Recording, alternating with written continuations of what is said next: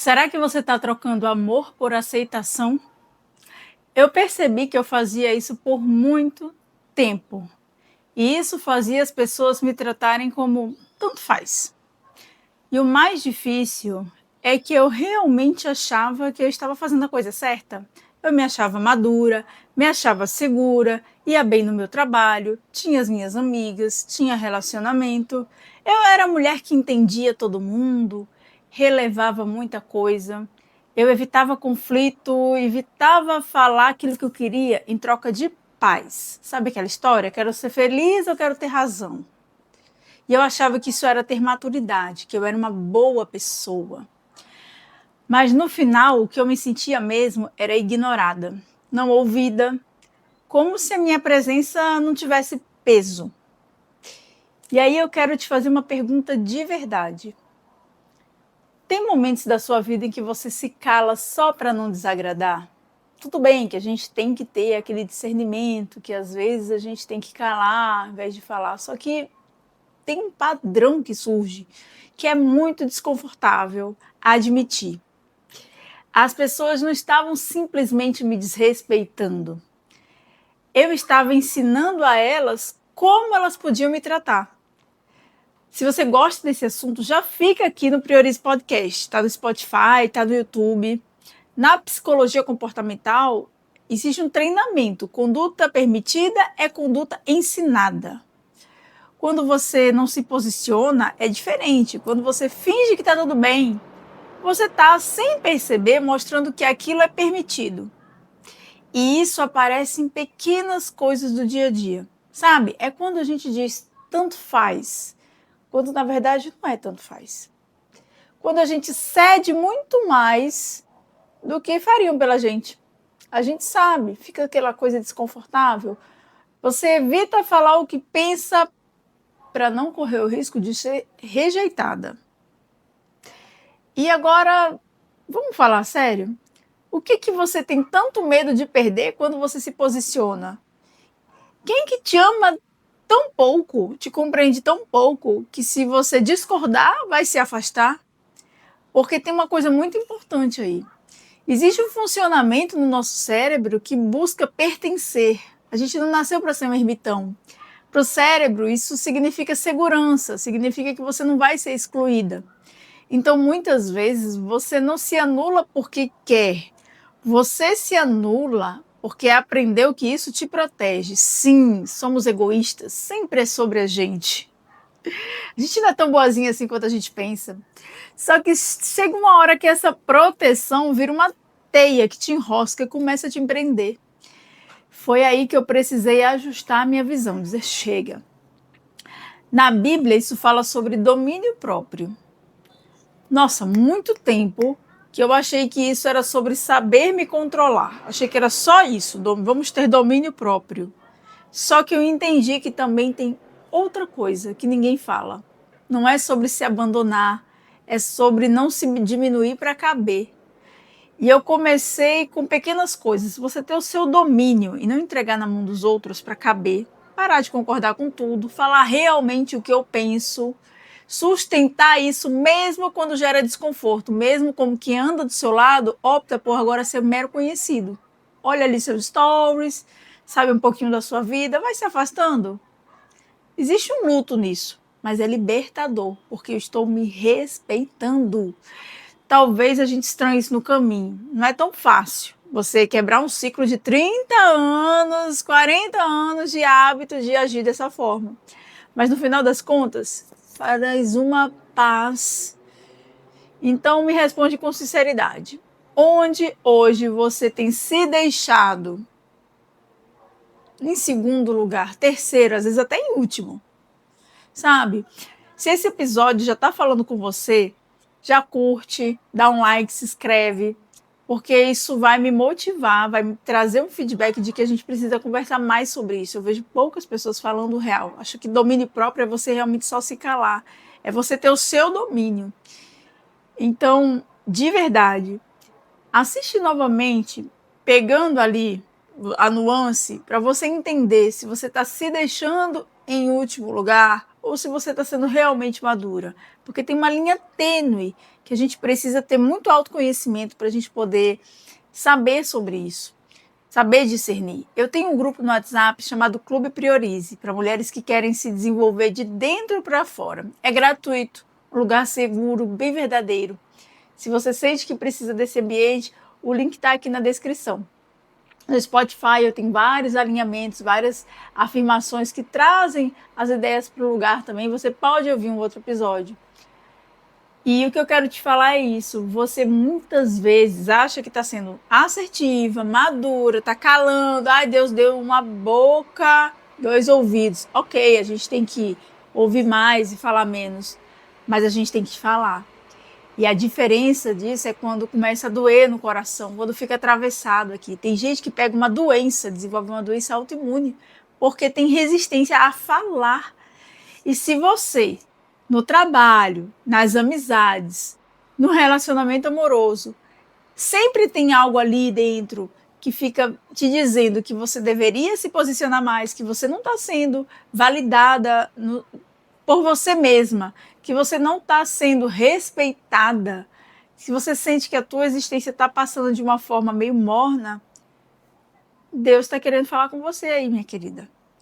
É como eu disse, a ciência fala que conduta permitida é conduta ensinada. O que você anda permitindo tanto? A gente não pode mudar o comportamento dos outros, mas a gente pode optar pelos nossos. Tem um livro maravilhoso que eu vou te indicar. Esse ano, estamos em 2026, quando eu estou gravando isso aqui, a gente está o ano inteiro estudando o livro Essencialismo. Mas tem esse outro livro aqui, ó, chama Limites, Quando Dizer Sim, Quando Dizer Não. São 2 psicólogos americanos e eles falam muito sobre limites nas relações. Dentro desse livro tem uma história muito curiosa, muito boa. Eu vou dar uma sinopse aqui, vou sugerir os nomes porque eu não lembro de cor. Ana e Maria são amigas de infância. Elas se dão super bem, conversam sobre tudo, não tem tabu na amizade delas. Aquela amizade assim que percorreu a vida toda. Só que um belo dia a Ana começa a passar por alguns processos e aí ela busca autoconhecimento e ela muda de linha de pensamento no sentido de acontecem várias coisas na vida dela, sabe aquele momento que a gente tem um ponto de inflexão que ou vai ou racha? E aí Ana começa a repensar algumas coisas na vida dela.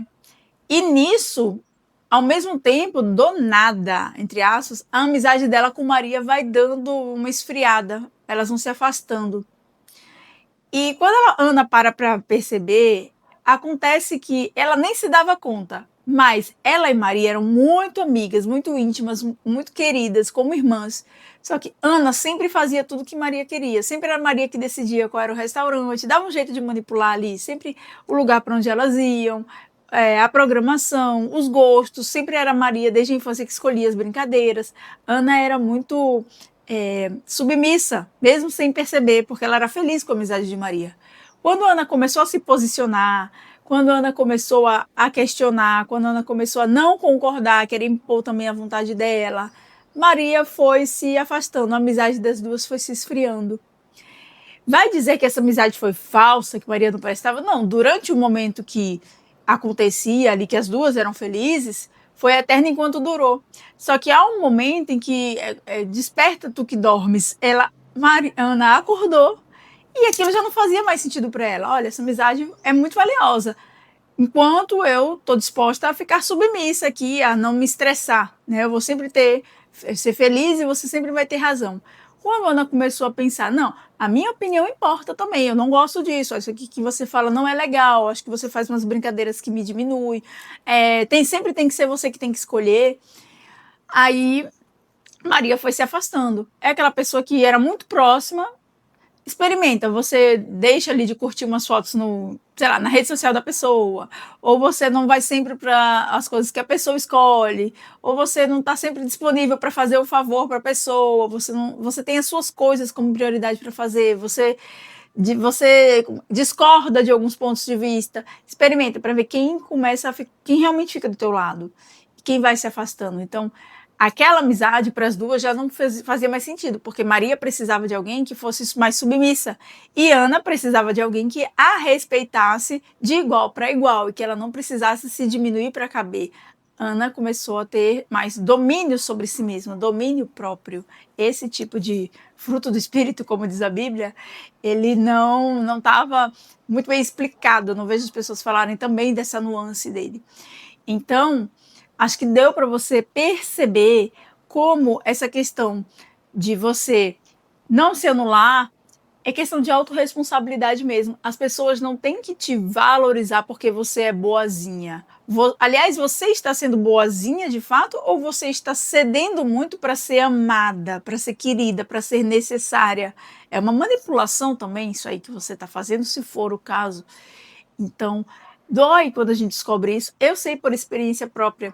Eu mesma tive algumas amizades que se afastaram no meu processo quando eu deixei de concordar, vamos dizer, com algumas coisas. Mas também é libertador, porque o novo só chega quando a gente tira o que não serve mais, o que não faz mais sentido da prateleira, para a gente poder colocar algo novo. E durante esse período, esse intervalo entre o que sai e o que fica um vazio ali. É uma espécie de luto da sua identidade, de quem você era, de como você se comportava. Entende? Então é importante você saber que de repente esse momento mais solitário é o momento do casulo mesmo. A pessoa não deixou de prestar, a pessoa não é uma pessoa ruim, você não é uma pessoa tão boa e vice-versa. Apenas você está agora no controle de ajustar os papéis e saber o que você quer para essa relação. Para a relação primeiro com você mesma. Como eu disse, eu não estava sendo tão boa. Eu estava ensinando as pessoas que realmente tanto faz. E ninguém gosta de admitir, dói muito no nosso ego, que se comportou por um período com água de chuchu. A gente quer ser uma beterraba, né? Que joga ali no meio dos outros legumes e cozinha e espalha a cor dele por tudo. A gente não quer ser uma coisa que pega o sabor dos outros. Mas a gente tem que primeiro olhar para as nossas falhas, ver aonde a gente pode melhorar e saber que somos capazes disso. Isso é o que mais coloca a gente para frente, sabe? Eu gosto muito da palavra de Deus que diz: se o meu povo se humilhar e orar e se arrepender do que vem fazendo de errado, do caminho mau, eu vou chegar lá, vou curar, vou perdoar, vou sarar a sua terra. Ou seja, eu tenho que olhar para mim, eu tenho que me humilhar, falar, cara, isso que eu estou fazendo, eu estou me prejudicando, sou eu que estou ensinando as pessoas. Me humilhar, né? A reconhecer.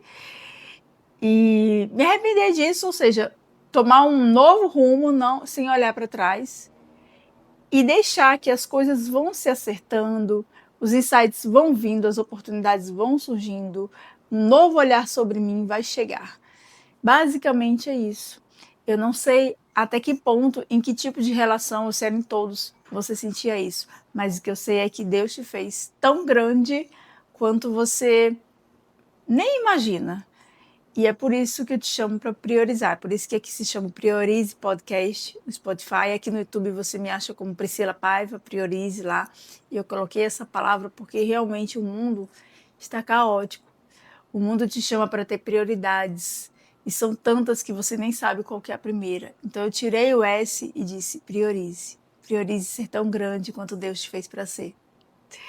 Se essa mensagem falou com você, se você se reconheceu aí na história de Ana, na história de Maria, na minha história, comenta para eu saber, diz alguma coisa, coloca um emoji, não precisa você se expor totalmente, mas essa troca é muito valiosa. Essa troca diz muito, mais do que você imagina. Já faz todo esse conteúdo que eu estou derramando aqui valer muito mais a pena.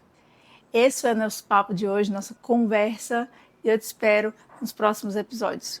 Um grande beijo. Tchau, tchau.